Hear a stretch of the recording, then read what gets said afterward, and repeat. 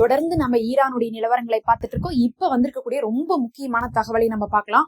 அதுக்கு முன்னாடி இத்தனை நாள் நம்ம இஸ்ரேலையும் அமெரிக்காவையும் ரொம்ப தப்பா நினைச்சிட்டோம். பாவம் அவங்க எவ்வளவு நல்லவங்களா இருந்திருக்காங்கன்னு சொல்லிட்டு இன்னைக்கு விடுத்திருக்கக்கூடிய ஒரு அறிவிப்பை கேட்டாவே தெரியும். இன்னைக்கு பாத்தீங்கன்னா நெத்தன்யாகு அவர்களே நேரடியாக இதை சொல்லியிருக்காங்க. அங்க ஈரான்ல முஸ்லிம் மக்கள் நோம்புல கஷ்டப்படுறாங்க, நோம்புல ரொம்ப படாத பாடுபடுறாங்க. போர் எப்படி நோம்புல அவங்க சமாளிப்பாங்க? அதுவும் பாத்தீங்கன்னா ஈது வந்துட்டு இருக்கு. ஈது பாத்தீங்கன்னா அவங்க அது ரொம்ப ஸ்பெஷல். அவங்களுக்கு வருஷத்திலேயே ஒரு தடவை வரக்கூடிய அந்த ஈது நாள் வேற வந்துட்டு இருக்கும் போது இதுக்கு மேல எப்படி நான் போர் செய்யறது? அதனால நான் ஈரான்ட்ட கேட்டிருக்கேன், ஒரு 15 நாள் கழிச்சு நம்ம போற வச்சுக்கலாம், நம்ம சண்டையை 15 நாள் கழிச்சு வச்சுக்கலாம், கொஞ்சம் ரெஸ்ட் எடுங்கன்னு சொன்னேன். ஆனா ஈரான் தான் கேட்க மாட்டேன்ட்டாங்க. எங்களுக்கு அங்க இருக்கக்கூடிய முஸ்லிம் மக்கள் மேல, அந்த சகோதரர்கள் மேல, அவங்களுடைய ஈது மேல, அவங்களுடைய நோம்பின் மீது அக்கறை இருக்கு, ஆனா ஈரானுக்கு இல்ல அப்படின்னு சொல்லியிருக்காங்க. பாருங்க, ஆடு நினைதுன்னு சொல்லிட்டு ஓனாய் அழுதுச்சாமா, அந்த கதை தான் இது. 2 வருஷமா காசால ஈதுல அந்த தாக்குதல் பண்ணாங்க. ஈது தொழுகை கூட விடாம இவங்க பண்ணாங்க.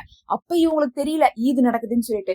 அதுவும் முதல் வருஷம் ரமலான் ஞாபகம் இருக்கா உங்களுக்கு? போன வருஷம் கிடையாது, அதுக்கு முந்தின வருஷம். உங்களுக்கு ஞாபகம் இருக்கா? அந்த சமயத்துல என்ன பண்ணாங்கன்னா, காசாவில பேச்சுவார்த்தை போயிட்டு இருந்துச்சு. ரமலான் வருது, அதுக்காக 1 மாசம் விடுங்கன்னு சொல்லிட்டு அரபு நாடுகள்லாம் எதை பேசினாங்களோ இல்லையோ, ரமலான் சமயத்துல ஈதுன்னு இந்த போர் நடந்தா அது என்ன ஆயிரும், பிரச்சனையாகும்னு சொல்லிட்டு எல்லா மக்களும் அப்ப கொந்தளிச்சிருந்தாங்க. ஏன்னா போர் கொஞ்ச நாள் கழிச்சு ஈது வந்துச்சு. அக்டோபர்ல பாத்தீங்கன்னா போர் வந்துச்சு. அதுக்கப்புறம் டிசம்பர்ல நிக்கும்னு சொன்னாங்க, நிக்கல. அதுக்கப்புறம் அப்படியே கொஞ்சம் தள்ளி வர என்ன ஆச்சுன்னா, போர் ஒரு 6 மாசத்துல என்னமோ வந்துச்சு. முதல் வருஷத்துல நான் சொல்றேன். அந்த முதல் வருஷம் அந்த காசாவுடைய போர் வந்த போது அந்த அரபு நாடுகள்லாம் போதும், இந்த நோம்புல மட்டும் போர் நடந்துச்சுன்னா நம்மள எல்லாரும் என்ன பண்ணுவாங்க, கேவலமா பேசுவாங்க, இந்த அரபு நாடுகள் நோம்புல கூட பாலஸ்தீன் மக்களுக்காக சப்போர்ட் பண்ணலன்னு சொல்லிட்டு அவங்க என்ன பண்ணாங்க, பேச்சுவார்த்தையெல்லாம் போய் கண்டிப்பா ரமலானுக்கு போர் நின்றும், 1 மாசம் தற்காலிக நிறுத்தம், அது இதுன்னு பேசிட்டாங்க. ஆனா நடந்துச்சான்னு கேட்டீங்கன்னா கடைசி வரி விட்டு போட்டு உடனே என்ன பண்ணிட்டான், இஸ்ரேல் தாக்குதலை ஆரம்பிச்சிட்டான். அவன் பண்ணவே இல்லை, அந்த பேச்சுவார்த்தையை நிறைவு பண்ணாமே தாக்குதலை ஆரம்பிச்சான். அப்ப காசா மக்களுக்கு ரமலானுடைய நோன்பு இருந்துச்சுன்னு உங்களுக்கு தெரியல பாருங்க. போன வருஷம் கூட பாத்தீங்கன்னா ரமலானுடைய நோம்புல அவ்வப்போது சண்டையெல்லாம் நடந்துட்டு இருந்துச்சு. அதுக்கப்புறம் பாத்தீங்கன்னா நோம்பு நாள்ல தொழுக வந்தவங்களை என்ன பண்ணாங்க, அவங்கள பொதுமக்களை கோட்டை தாண்டி வந்துட்டாங்கன்னு சொல்லிட்டு சுட்டாங்க. இந்த மாதிரி எல்லாம் பண்ணும்போது இவங்களுக்கு ஈடு தெரியல. ஆனா பாருங்க, ஈரான் மக்கள் மேல மட்டும் நெத்தன்யாக்கு ஒரு தனி பாசம் இருக்குது. ஆனா என்ன பிரயோஜனம்னா, இந்த பாசத்தை அவங்களே மதிக்க மாட்டாங்க. நீங்க சொல்லுங்க, இந்த போரை ஈரான் என்ன சொல்லிட்டாங்க, நாங்க நிறுத்த மாட்டோம், நீங்க ஆரம்பிச்சிட்டீங்க, நாங்க தான் நிறுத்தணும் அப்படிங்கறத முடிவு பண்ணும், அதை நாங்க ரமலான்லாம் காரணம் பண்ணி என்ன பண்ண மாட்டோம், நிறுத்த மாட்டோம், உங்களை விடாம தான் அடிக்க போறோம்னு முடிவு எடுத்துட்டாங்க அவங்க. இத பத்தி உங்களுடைய கருத்து என்ன? இந்த 1 வாரத்தை காரணம் காட்டி இவங்களுக்கு நிறுத்துறதா இல்ல நிறுத்தாம இதை கண்டினியூ பண்றதே பெஸ்டான்னு நீங்களே சொல்லுங்க.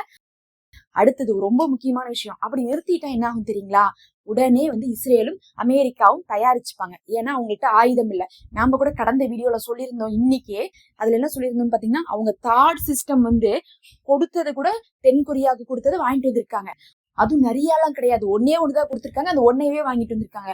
ஒரு தாடுக்காகவே அமெரிக்கா கிளம்பி போய் வாங்கிட்டு வர அளவுக்கு பாத்தீங்கன்னா தாடு இந்த தடவை இஸ்ரேல்லயும் சரி அமெரிக்காவுடைய பேசஸ்லயும் சரி அடி வாங்கியிருக்கு. அததான் ரொம்ப ஹைலைட்டா இந்த தடவை சொல்றாங்க. நிறைய இழப்பு பாத்தீங்கன்னா ஈரான் தழுவி இருக்கு. ஒண்ணுமே நம்ம சமாதானப்படுத்துறதுக்கே இல்ல. அங்க பாத்தீங்கன்னா அந்த முக்கியமா அந்த ஆயில் ரிஃபைனரியில தாக்குனாங்க பாருங்க, அந்த எண்ணெய் கிணறுல, அப்பாடா என்ன சொல்றது, அது ஃபுல்லாவே ரோடு ஃபுல்லா பத்தி எரியுது.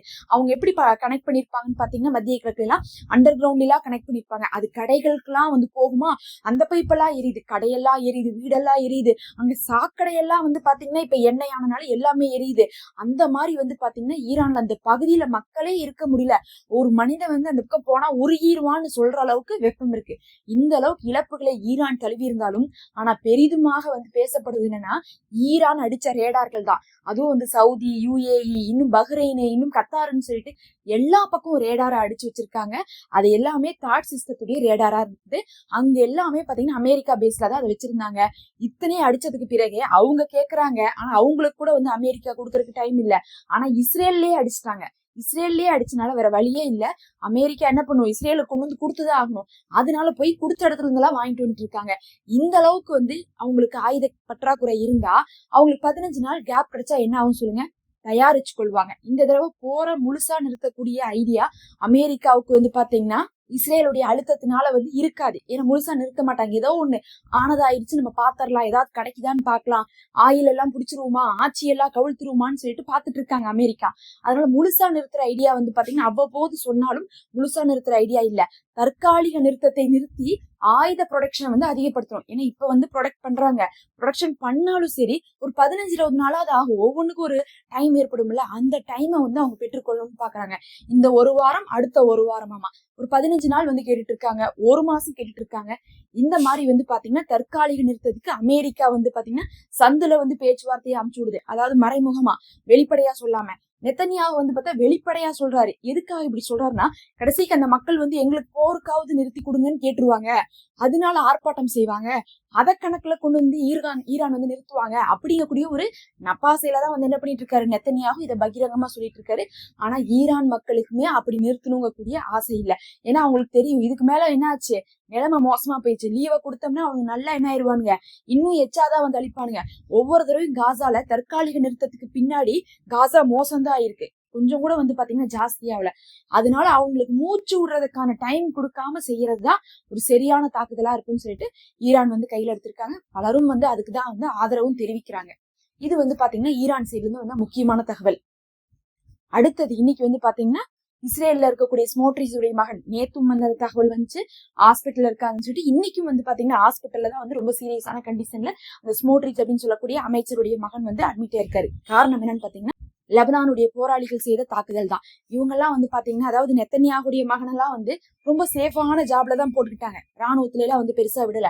ஆனா மத்தபடி பாத்தீங்கன்னா அங்க இருக்கக்கூடிய பெண்குரின், இந்த ஸ்மோட்ரிச், அதுல இந்த ஸ்மோட்ரிச் வந்து பாத்தீங்கன்னா அவருடைய மகன் வந்து ஒரு முக்கியமான பதவியில ராணுவத்துல இருந்துட்டு இருக்காரு. ஒரு தளபதி லெவலுக்குன்னு வச்சுக்கலாம், ஒரு ஹெட் மாதிரி இருந்து அவர் வழி நடத்திட்டு இருக்காரு. ஏன்னா இவரே மினிஸ்டருங்கும் போது அவங்களுக்கு ஒரு பெரிய போஸ்டிங்க கொடுத்து வச்சிருக்காரு பையனுக்கு.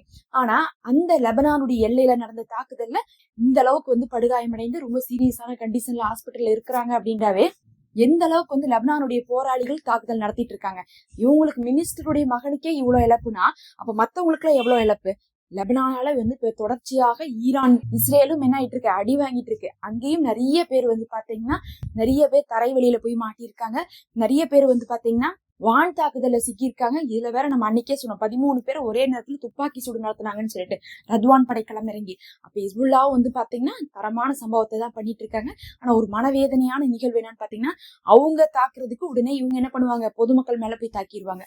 தங்களை தற்காத்து கொள்ள முடியுமான்னு கேட்டா தற்காத்து கொள்ள முடியாது. அங்க ஒண்ணுமே கிடையாது, வான் தடுப்புகள்லாம் இல்லாதனால பொதுமக்கள் நிறைய பேர் அங்க பாதிக்கப்படுறாங்க, வீடுகள் அழிக்கப்படுது, அவங்க எல்லாம் இடம் மாறி போயிருக்காங்க. அப்படிங்கிறது கொஞ்சம் வந்து கவலையான ஒரு நிலைமை தான். அந்த மக்கள் ரொம்ப தான் கஷ்டப்பட்டுட்டு இருக்காங்க. ஒயிட் பாஸ்பரஸ் அங்க போடுறாங்க. அந்த ஒயிட் பாஸ்பரஸ்ங்கிறது வந்து பாத்தீங்கன்னா எதுல பட்டாலும் எரியுமாமா, தண்ணியில பட்டா கூட எரியுமாமா, அந்த அளவுக்கு இருக்குது. பத்தாவதுக்கு பாத்தீங்கன்னா அது வந்து சுவாசிக்கும் போது மூச்செல்லாம் வந்து திணறும். இன்னும் வந்து சொல்றாங்க அது வந்து நார்மலா ஒரு மனிதன் தாங்கி கொள்வதை விடவும் 10-15 மடங்கு வந்து அதிகமான வெப்பத்தை தரக்கூடியதா இருக்கும்லாம் சொல்றாங்க. பாதிப்பு கொடுக்கக்கூடியதாக இருக்குன்னு சொல்லிதான் தடை செஞ்சு வச்சிருக்காங்க. அந்த தடை செய்யப்பட்ட ஒயிட் பாஸ்பரஸ் என்ன பண்ணிட்டு இருக்காங்க, இப்ப வந்து லெபனான் மக்கள் மேல போட்டுட்டு இருக்காங்க. இப்ப அவங்களுக்கு தெரியல பாருங்களேன், அங்க வந்து நோன்பு வச்சிருக்காங்க, அந்த மக்கள் மேல வந்து அந்த ஒயிட் பாஸ்பரஸ் போடக்கூடாதுன்னு சொல்லிட்டு எல்லாமே அக்கறை வந்து பாத்தீங்கன்னா நெத்தனியாவுக்கு ஈரான் மக்கள் மேலதான் மொத்த பாசத்தையும் வச்சிருக்காரு.